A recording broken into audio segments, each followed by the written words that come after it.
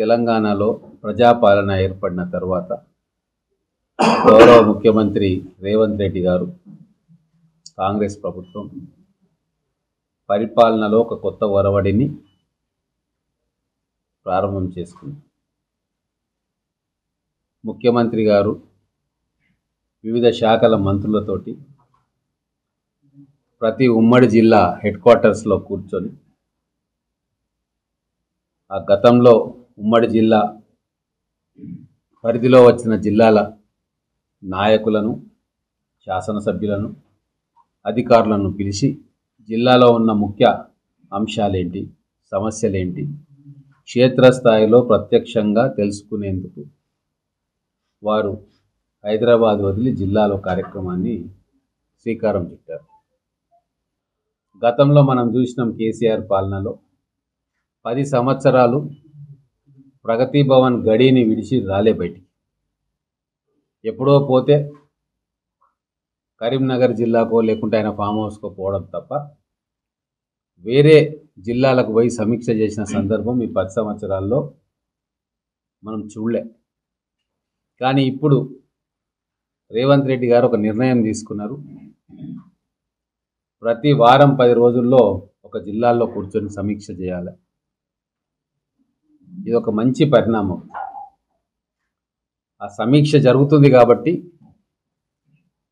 ఉమ్మడి పాలమూరు జిల్లా శాసనసభ్యులు మేమందరం ఇక్కడ ప్రధానమైన సమస్య పాలమూరు రంగారెడ్డి ప్రాజెక్టు కాబట్టి మేము సెక్రటేరియట్లో జిల్లా మంత్రి, జిల్లా ఇన్ఛార్జ్ మంత్రి, శాసనసభ్యులం అందరం కూర్చొని ప్రిన్సిపల్ సెక్రటరీసు, తర్వాత సెక్రటరీ స్థాయి అధికారులు, చీఫ్ ఇంజనీర్సు వాళ్ళందరితో కూర్చొని సమీక్ష చేయడం జరిగింది. స్పష్టంగా ఎక్కడ లోపాలు ఉన్నాయి, ఎంతవరకు వచ్చినా మనము త్వరగా కృష్ణమ్మ నీళ్లు మహబూబ్ నగర్ పంట పొలాల్లో పారాలంటే ఏం చేయాలి మేము అనే దాంట్లో చాలా స్పష్టమైన కార్యాచరణ రూపొందించుకున్నాం. అధికారుల సూచనలు, శాసనసభ్యుల సూచనలు, మంత్రుల సూచనలు అన్ని పరిలోకి తీసుకొని ప్రజెంటేషన్ ఇవ్వబోతా ఉన్నాం సీఎం గారికి.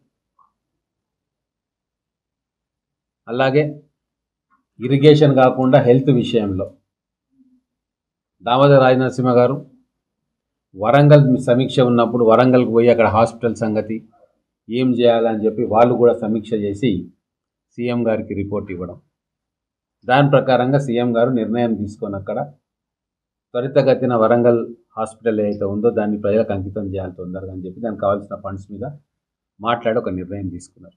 ఇక్కడ కూడా మన ఉమ్మడి జిల్లా మొత్తానికి కూడా ఉపయోగపడేటట్టుగా ఇక్కడ ఉన్న హాస్పిటల్ను సూపర్ స్పెషలైజేషన్స్ కూడా దాంట్లో చేర్చి ఒక గొప్ప టీచింగ్ హాస్పిటల్గా దాన్ని మార్చడానికి దామోదర్ రాజనరసింహ గారు నిన్న సమీక్షా సమావేశం నిర్వహించారు.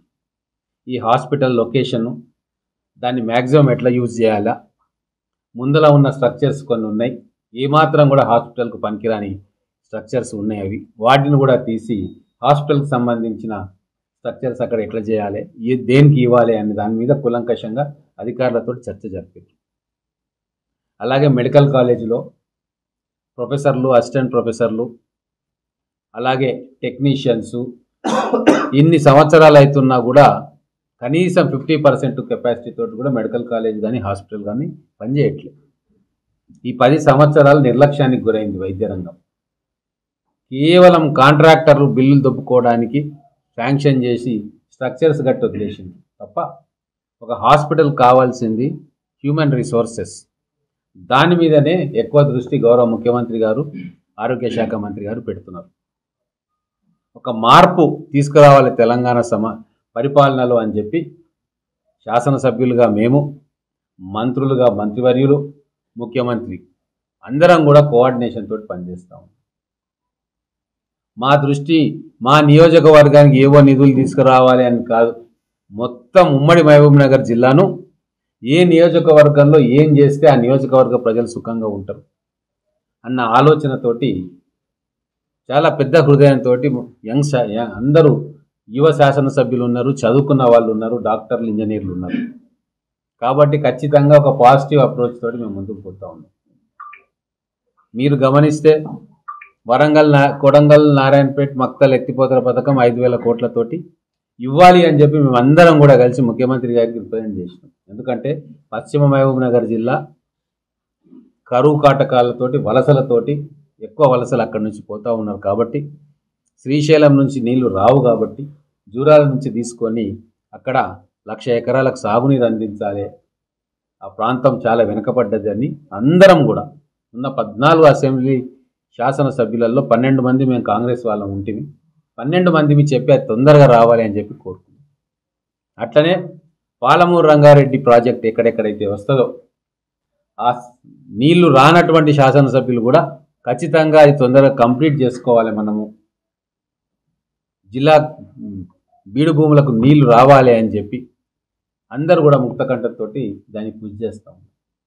నిన్న జిల్లా హెడ్ క్వార్టర్లో ఉన్న సూపర్ స్పెషాలిటీ హాస్పిటల్ దాదాపుగా 10 నియోజకవర్గాల్లో ఉన్న రోగులను కాపాడే శక్తి ఉంటుంది దీన్ని అత్యాధునికంగా అన్ని హంగులతోటి తీర్చిదిద్దితే జిల్లా ప్రజలు ఉస్మానియా హాస్పిటల్, గాంధీ హాస్పిటల్ పోవాల్సిన అవసరం లేకుండా, నిమ్స్కు పోవాల్సిన అవసరం లేకుండా అందరికీ కూడా ఇక్కడనే మెరుగైన వైద్య సదుపాయాలు చుట్టుముట్టు ప్రాంతాల నియోజకవర్గాలకు ఇస్తారని చెప్పి మన పాలమూరు బుద్ధుబిడ్డ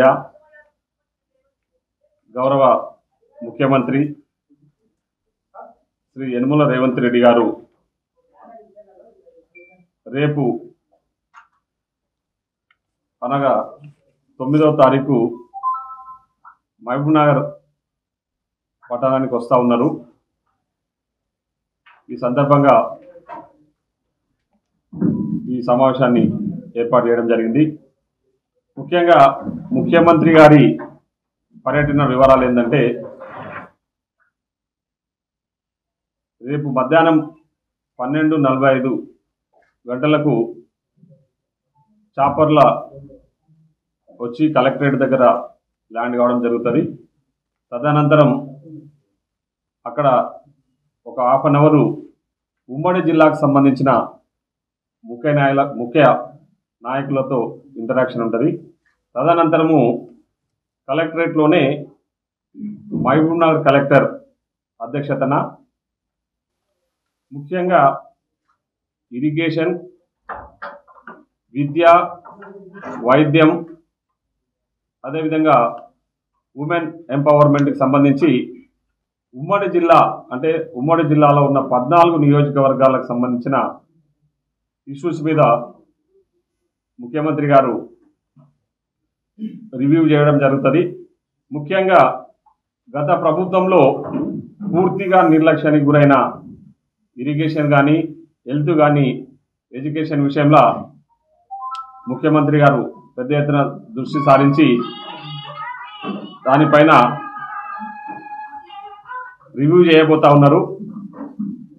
ఎక్కడైతే పెండింగ్ ప్రాజెక్టులు ఉన్నాయో, ముఖ్యంగా పాలమూరు రంగారెడ్డి, నెట్టెంపాడు, భీమా ఫేజ్ 1, ఫేజ్ 2, అదేవిధంగా కోయిల్ సాగర్ లిఫ్ట్ ఇరిగేషన్ కానీ, కోయిల్ సాగర్ పెండింగ్ పనులు కానీ, మరియు కల్వకుర్తి లిఫ్ట్ ఇరిగేషన్కి సంబంధించిన పెండింగ్ పనుల విషయంలో ఆ వర్క్లన్నీ ఎందుకు పెండింగ్ ఉన్నాయి, గత ప్రభుత్వంలో ఎందుకు నిర్లక్ష్యానికి గురైనాయి అనే విషయాల మీద పూర్తి స్థాయిలో ముఖ్యమంత్రి గారు రివ్యూ చేయబోతా ఉన్నారు.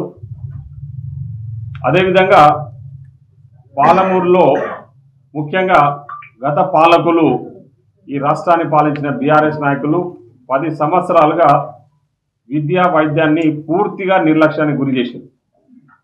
ఎక్కడ కూడా ఒక్క దగ్గర కూడా కొత్తగా ఎడ్యుకేషనల్ ఇన్స్టిట్యూషన్స్ తీసుకురాకలేకపోవడము, అదేవిధంగా మెరుగైన వైద్యం అందించాలనే లక్ష్యంతో ఎక్కడ కూడా హాస్పిటల్స్ను రెనోవేట్ చేయడం కానీ, కొత్త హాస్పిటల్స్ను పెట్టడం కానీ, ఉన్న హాస్పిటల్స్ను అట్లీస్ట్ అప్గ్రేడ్ చేయడం కూడా జరగలేదు.